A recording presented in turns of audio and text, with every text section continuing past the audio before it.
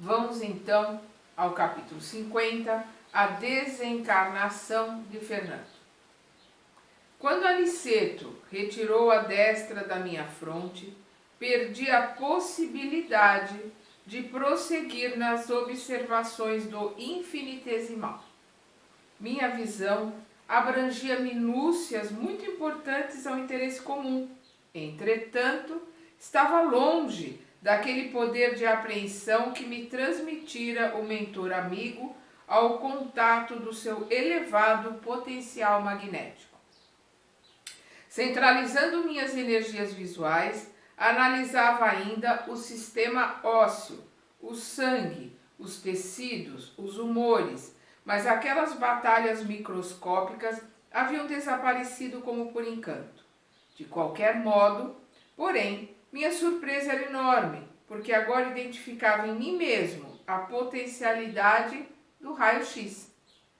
Aniceto, depois de proporcionar a Vicente o mesmo estudo, movimentava providências novas. No aposento, conservava-se determinado número de parentes aflitos. O médico encarnado examinava o moribundo com atenção. Foi aí que as duas entidades que se mantinham no quarto e que apenas nos haviam dispensado a usual saudação, se aproximaram do nosso instrutor, solicitando-lhe uma cooperação mais enérgica. Por favor, nobre amigo, disse a irmã que havia sido genitora do moribundo, ajude-nos a retirar meu pobre filho do corpo esgotado. Há muitas horas estamos à espera de alguém que nos possa auxiliar neste transe. Tenho procurado confortá-lo, mas em vão, acentuou a nobre senhora em tom lastimoso. Ele continua num estado de incompreensão dolorosa e terrível. Está absolutamente preso às sensações de sofrimento físico, como esteve ligado no curso da existência à satisfação do corpo. Então vimos que lá pelas células dele, o Aniceto estava mostrando para o André que ele não tinha disciplina e que ele não tinha se preocupado com o corpo. Então a genitora está aqui dizendo, ele está agora preso ao sofrimento físico, preso ao corpo, da mesma forma que ele se dedicou à existência dele única e exclusivamente à satisfação do corpo. Não buscou o espiritual, não buscou, né, o conhecimento interior e o caminho de volta para o Pai. Aniceto concordou, acrescentando: notam-se de fato grandes lacunas na expressão mental do moribundo. Vê-se que atravessou a vida humana obedecendo mais ao instinto que à razão. Quem obedece o instinto é o animal.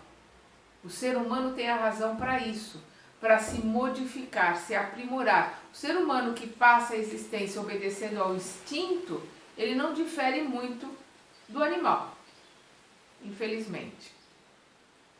Observam-se-lhe no mundo celular vastos complexos de indisciplina. Poderemos, contudo, ajudá-lo a desvencilhar-se dos laços mais fortes, no que se refere ao círculo carnal. Será um caridoso obséquio, redarguiu a genitora aflita. A irmã está incumbida de encaminhá-lo? Perguntou o instrutor, compreendendo a magnitude da tarefa. Precisamos ponderar quanto a isso, porque o despendimento integral se verificará dentro de poucos minutos. Ela esboçou um gesto triste e respondeu: desejaria sacrificar-me ainda um pouco por meu desventurado Fernando, mas apenas obtive permissão para socorrê-lo nos seus últimos instantes. Meus superiores prometem ajudá-lo, mas aconselharam-me a deixá-lo entregue a si mesmo durante algum tempo. Fernando precisa reconsiderar o passado e identificar os valores que infelizmente desprezou. Cada um vai ter a ajuda no seu desencarne e na sua passagem, conforme o seu merecimento. Embora a mãe esteja ali para socorrê-lo, para dar um alento, ela não pode ajudá-lo logo depois que ele fizer a passagem, porque ele não tem merecimento. Foram o que os espíritos superiores colocaram para ela. Ele precisa do aprendizado de ficar por conta própria um pouco, de analisar nos erros que cometeu, nas bobagens que fez. As lágrimas e os remorsos na solidão do arrependimento serão portadores de calma ao seu espírito irrefletido. Aí que está, as lágrimas, a solidão, né, a reflexão nos erros que cometeu é que vão ajudá-lo a fazer o que ele não fez enquanto estava encarnado, né? Olhar para dentro e começar a se aprimorar, começar a se arrepender pelo menos das bobagens que fez. Grande é o meu desejo de aconchegá-lo ao coração. É a mãe, né? Grande é o meu desejo de conchegá-lo ao coração, regressando aos dias que já se foram. Todavia, não posso prejudicar com minha ternura materna a marcha do serviço divino. Fernando, em verdade, é filho do meu afeto. Contudo, tanto ele como eu temos contas com a justiça do Eterno e no que respeita a mim, estou cansada de agravar os meus débitos. Olha a colocação dela. Estou cansada de agravar os meus débitos. Então ali ela está mostrando que ela, com o amor excessivo, com aquela passividade exagerada de mãe de ficar passando a mão na cabeça, ela agravou os débitos dela, porque em vez dela ajudar o espírito, que naquela hora era seu filho, mas que somos todos, antes de tudo, filhos de Deus, é um irmão que está ali, com o qual nós temos a obrigação de ajudar e de auxiliar, o passar a mão na cabeça, o amor, não é amor, porque o amor verdadeiro educa, o amor incondicional é diferente, é a posse, é o sentimento de posse, é o orgulho, né, de dominar aquele ser que está ali. Isso não é amor. E a hora que a gente entender isso, nós vamos ver que existe muito mais amor no não, existe muito mais amor na repreensão do que no passar a mão na cabeça. O passar a mão na cabeça pode ser, na maioria das vezes, extremamente prejudicial para os nossos filhos.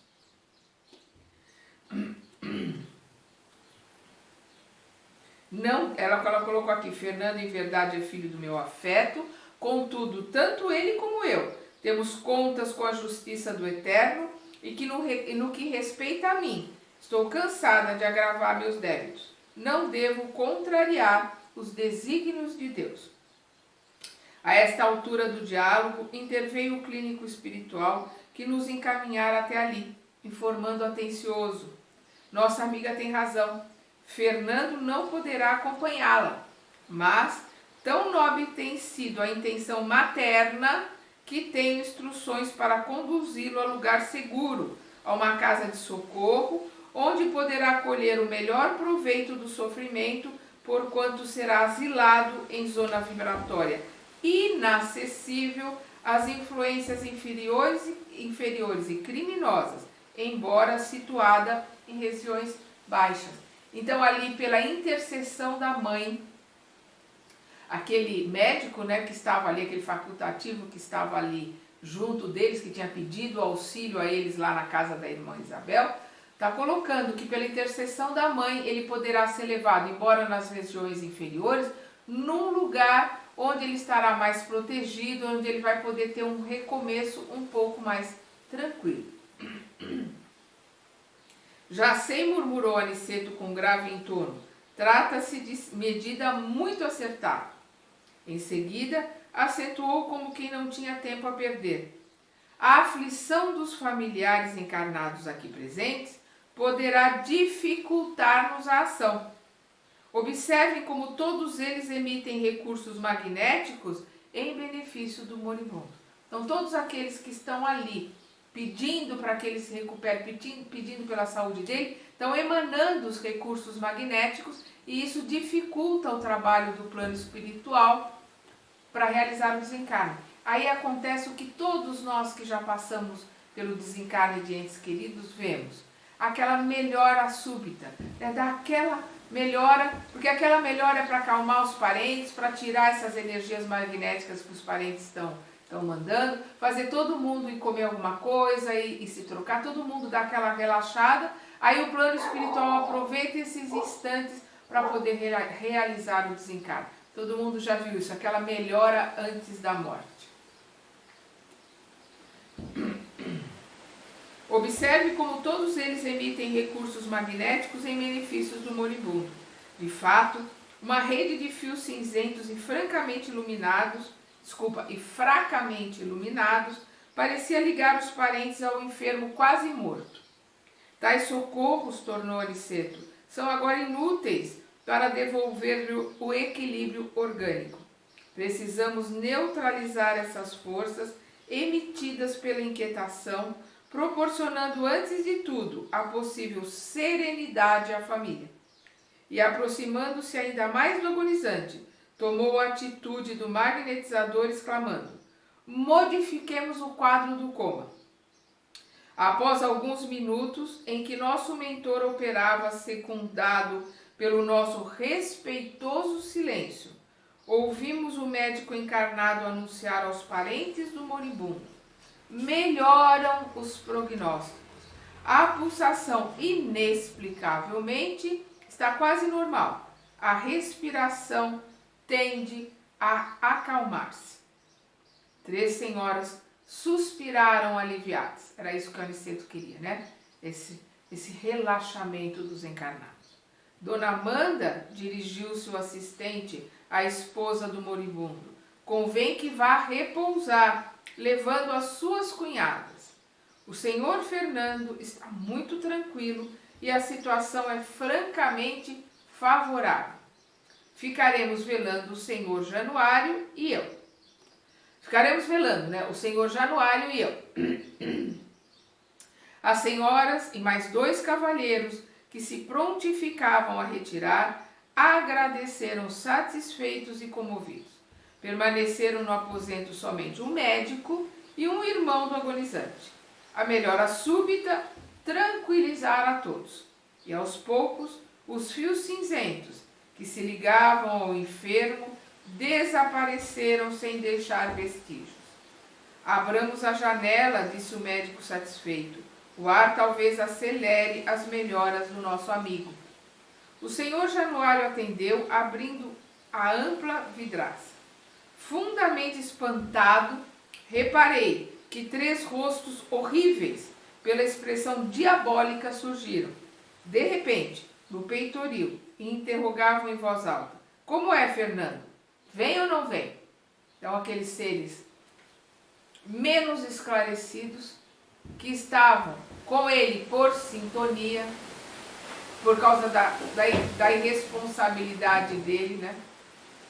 Da invigilância dele, estavam ali esperando que ele desencarnasse e fosse com eles. Ninguém respondeu.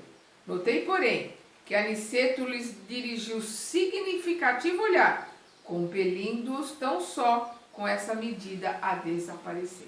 Bastou o olhar do Aniceto para que eles saíssem dali. Meia hora passou, dentro da qual o médico e o senhor Januário, quase despreocupados do agonizante pelas melhoras havidas, encetaram uma conversação animada relativamente a problemas do mundo. Aproveitou Aniceto a serenidade ambiente e começou a retirar o corpo espiritual de Fernando, desligando-o dos despojos, reparando eu que iniciara a operação pelos calcanhares, terminando na cabeça, a qual, por fim, parecia estar preso o moribundo por extenso cordão, tal como se dá com os nasciturnos terrenos. Aniceto confortou-o com esforço. O corpo de Fernando deu uma estremeção, chamando o médico humano ao novo quadro. A operação não fora curta e fácil. Demorara-se longos minutos, durante os quais viu nosso instrutor empregar todo o cabedal de sua atenção e talvez de suas energias magnéticas. Então, com as energias magnéticas, ele foi desligando dos pés, né, do calcanhar até a cabeça. E quando chegou ali na cabeça, o André viu que o último que foi desligado foi o cordão fluídico, que para ele parecia como o cordão umbilical, né? Cordão fluídico, que é aquele cordão que liga o nosso perispírito com o nosso corpo na matéria. A família do morto, informada pelo senhor Januário, aflita, penetrou no quarto ruidosamente. A genitora do desencarnado, porém, auxiliada por Aniceto e pelo facultativo espiritual que nos levara até ali, prestou ao filho os socorros necessários. Daí a instantes, enquanto a família terrena se debruçava em pranto sobre o cadáver, a pequena expedição, constituída por 3 entidades, as 2 senhoras e o clínico, saía conduzindo o desencarnado ao Instituto de Assistência, reparando eu, contudo, que não saíam utilizando a volitação, mas caminhando como simples mortais. Sentia-me fortemente impressionado. Intrigava-me, sobretudo, o aparecimento daqueles rostos satânicos quando se abrir a janela. Por que semelhante menosprezo a um agonizante? Retirando-nos da residência, o instrutor me fitou atento e, antes que formulasse qualquer pergunta, esclareceu: não se preocupe tanto, André, com os vagabundos que esperavam nosso irmão infeliz. Só não penetraram na câmara de dor porque a nobre presença maternal impedia tal assédio. Estavam ligados a ele por sintonia. Eles só não entravam ali no quarto porque o espírito elevado da mãe criava uma blindagem, não permitia que eles entrassem. E depois de calar-se por momentos, acrescentou: cada criatura na vida cultiva as afeições que prefere, por sintonia. Estão ligados àqueles que têm os mesmos pensamentos, os mesmos sentimentos que nós temos. Encarnados e desencarnados nos rodeiam por sintonia, afinidade. Cada criatura na vida cultiva as feições que prefere. Fernando estimava os companheiros desregrados. Não é, pois, estranhável que venham vindo esperá-lo na estação de volta à existência real. Paulo de Tarso, no capítulo 12 da Epístola aos Hebreus, afirma que o homem está cercado de uma grande nuvem de testemunhas. Vamos lembrar, né? Paulo coloca numa de suas cartas: todos nós temos uma grande nuvem de testemunhas. É na carta que ele manda aos Hebreus. Quer dizer, nós estamos cercados de encarnados e desencarnados que pensam, sentem, que estão na mesma frequência que nós estamos. Ora, essa informação foi endereçada ao espírito humano há quase 20 séculos. São 2000 anos que nós sabemos disso. Cada um, pois, tem o séquito invisível a que se devolta na Terra. Mais tarde, quando a coletividade apreender a grandeza das lições evangélicas, todo homem terá cuidado na escolha de suas testemunhas. Terá cuidado na escolha daqueles com os quais compartilha a vida. Nós vivemos em condomínio com encarnados e desencarnados. Então, o que ele coloca aqui, nós vamos ver que o André estranhou que a mãe, o médico, ao levá-lo, saíssem caminhando. Eles não volitaram. Por quê? Porque eles estavam ali com um espírito denso, pesado. Não é um espírito com merecimento, não é um espírito que iria para um lugar mais elevado. Vamos lembrar aquela moça desencarnada que o noivo estava ali esperando por ela não tinha saído do corpo porque ela estava vendo o noivo e ela, por despreparo, estava com medo. Para ela era uma assombração. Então, a hora que o Aniceto a desligou, o noivo a tomou nos braços e volitou. Por quê? Porque era um espírito elevado. Os 2 espíritos elevados, emancipados, né? Ali não. Era um espírito que só iria para um lugarzinho um pouquinho melhor por a mãe, pelos méritos da mãe, por a mãe estar intercedendo por ele. Então eles saíram caminhando para levá-lo. E aí nós vemos aqui no final, quando ele coloca que cada um de nós está à nossa volta com os nossos iguais, encarnados e desencarnados. É o que Paulo de Tarso coloca para os hebreus na sua carta há 2000 anos atrás.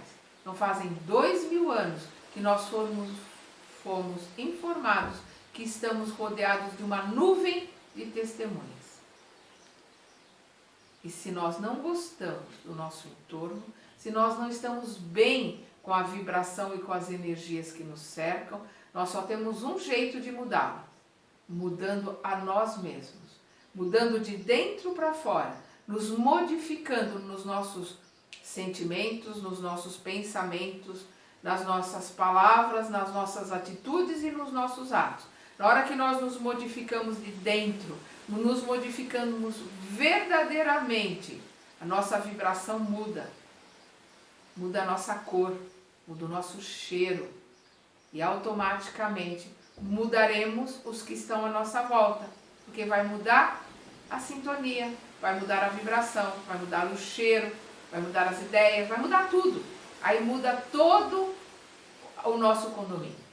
Vamos continuar estudando e aprendendo no próximo e último capítulo deste livro.